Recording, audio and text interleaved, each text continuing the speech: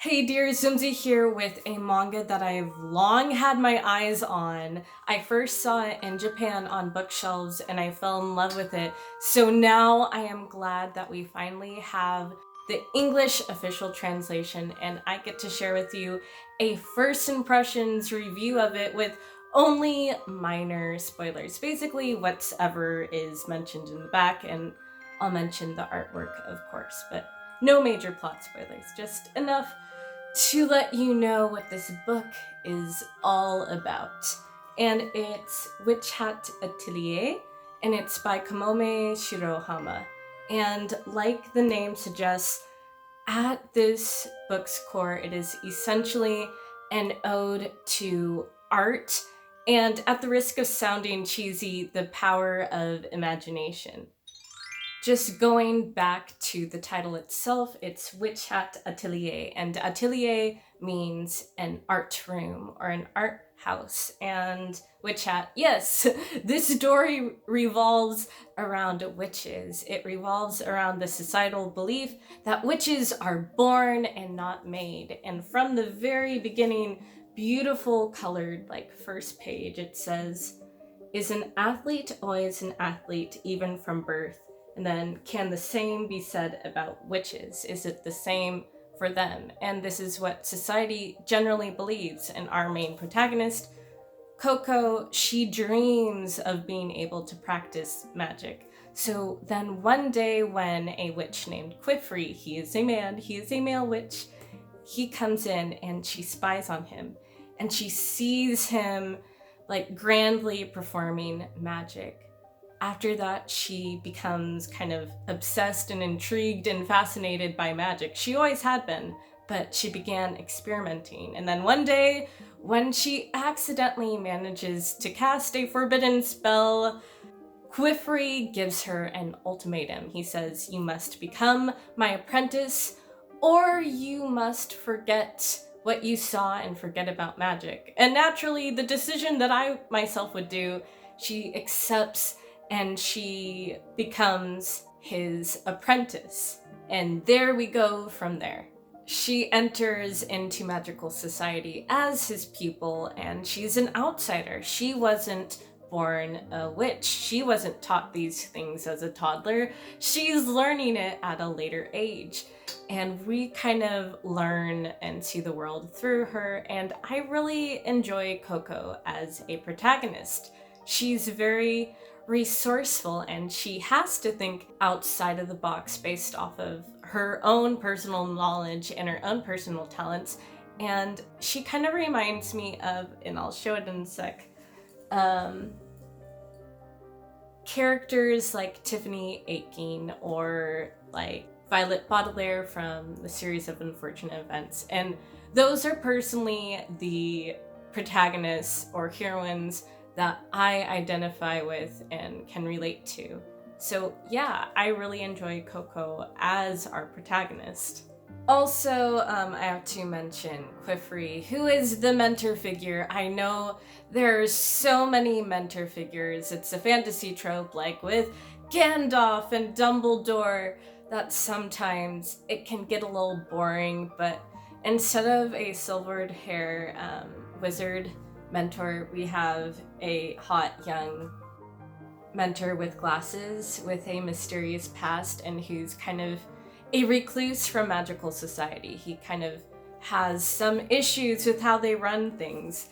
And for reasons more than just appearance, he reminds me of Arima from Tokyo Ghoul, and I am totally okay with that. I am down for that archetype and that type of character. It's my weakness. Also, I need to point out that yes, Qifrey is still a silver-haired mentor, but he's a hot, young-looking, like maybe young Dumbledore hot. Jude Law. Oh god, I need to stop. But moving on to all seriousness, one other thing I really enjoyed about this story is how it incorporated its central themes into its magic system. And one other really phenomenal manga that does that is Full Metal Alchemist. It also has what I would call a hard magic system with its use of alchemy, and the laws of equivalent exchange ties into its theme of everything comes at a price. And likewise, this book uses art as a tool that is their magic system. And the whole idea where this story came from was based off of the mangaka's friend's comment about how the artistic process is like magic itself. Like, you're bringing something to life, you're changing things and creating things. And that's what we see here in this story within their magic system.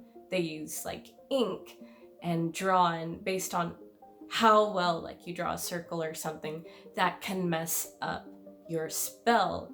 And one other neat little thing about the beginning and opening of the story is we almost get like a meta commentary, meta analysis, a self-portrait of the mangaka drawing and coloring in the pages of the book itself. So that's a neat little touch, and it speaks to me because I love art and the process of making art. And with that said, I think it's worth discussing the art style of the manga itself.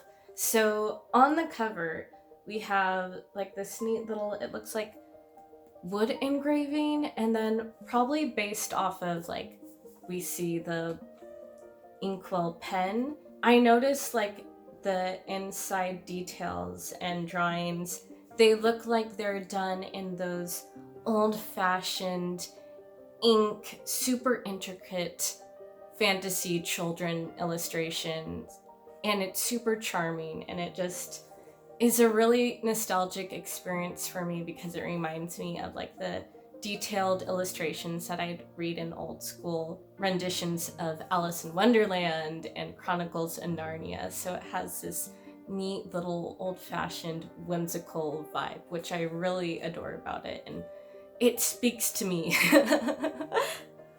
Honestly, this is one of the prettiest manga I've ever seen. Just with the opening sequence, we get like this watercolor colored panels and an opening sequence of just Coco wandering through the forest and going to draw water from a lake, and she stumbles upon a deer.